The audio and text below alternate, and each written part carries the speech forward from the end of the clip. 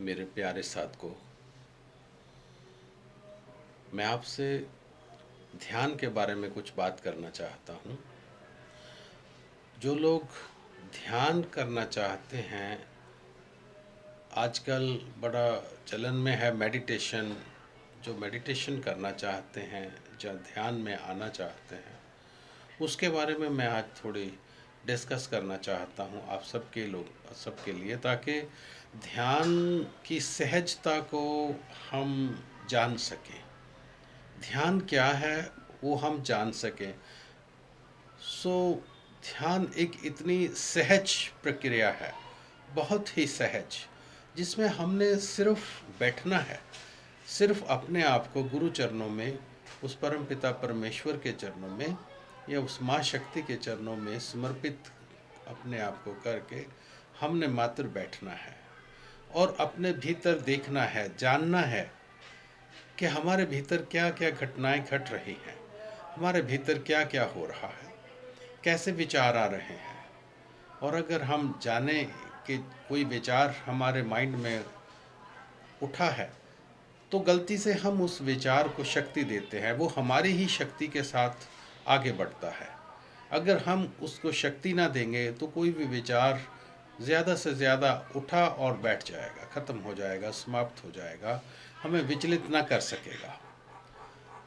इसलिए जब भी ध्यान में बैठें तो देखें, जब विचार आए तो बस साक्षी भाव से उसे देखें। जैसे ही आपकी नज़र उस विचार के ऊपर जाएगी, वो विचार तुरंत निर्विचार हो जाएगा और हमने कुछ भी नहीं करना है। इसके अलावा हम अपने पूरी बॉडी में उसका ध्यान रखेंगे कि ध्यान के समय हमारी बॉडी में अगर कोई क्रियाएं हो रही हैं, अगर कोई वाइब्रेशंस हो रही हैं, अगर किसी तरह का कोई शक्ति का आगे पीछे होना हमें दिख रहा है, तो हम उसे देखेंगे और उसके आनंद में बह जाएंगे। हम अपनी तरफ से कुछ करेंगे नहीं। अगर कुछ हो रहा है, कोई शक्ति की क्रियाएं हो रही हैं, तो हम उसमें बाधा भी ना बनेंगे। तो उसको जो होना है उसको होने देना है, मात्र साक्षी भाव से उसको देखना है। अगर हम इस देखने में कामयाब हो जाते हैं, तो हम धीरे धीरे ध्यान में उतरते जाएंगे। एक समय आता है जब हम सब कुछ देखने वाला हाजिर होता है, देखने वाला सब चीज़ें देख रहा होता है और दृश्य भी हमारे सामने होता है। हम हमारे आसपास क्या हो रहा है, कोई आ रहा है, जा रहा है, कोई बोल रहा है, हम सुन भी रहे हैं और हम भीतर से जान भी ले रहे हैं कि क्या हो रहा है हमारे आसपास।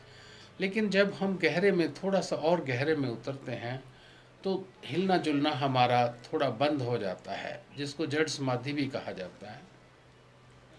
हम चाहते हुए भी अपने हाथ पांव या अपना शरीर हिला नहीं पाते हैं, इसको जड़ समाधि बोलते हैं।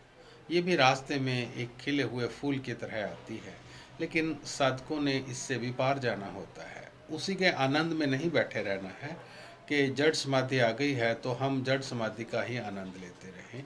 जड़ समाधि आखिरी मुकाम नहीं है। सबसे पहला आखिरी मुकाम हम समाधि को बोलते हैं।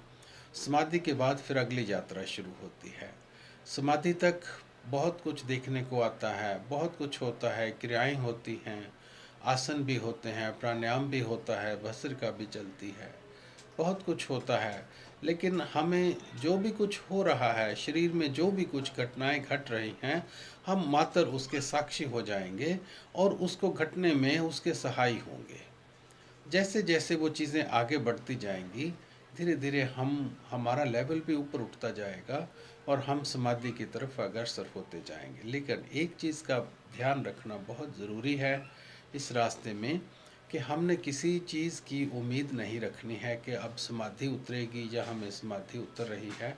समाधि जब तक हम सोचते रहेंगे कि समाधि उतरेगी, समाधि उतर रही है, तब तक कभी भी समाधि ना उतरेगी।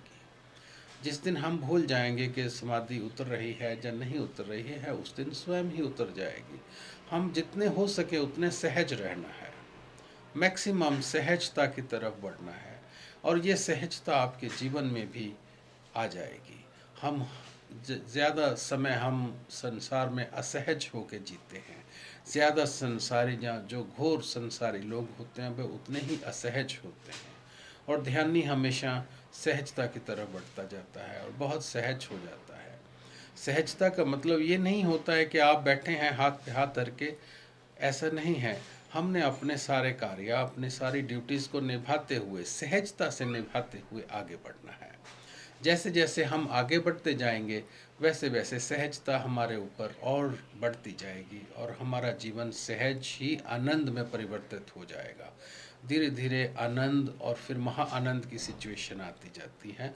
सो हम सब ने कोशिश करनी है कि ध्यान में कम से कम 20 मिनट सुबह और 20 मिनट शाम को ध्यान में ज़रूर बैठें। और दूसरी बात ये है कि ध्यान कैसे शुरू होता है, कैसे ध्यान उतरना शुरू होता है।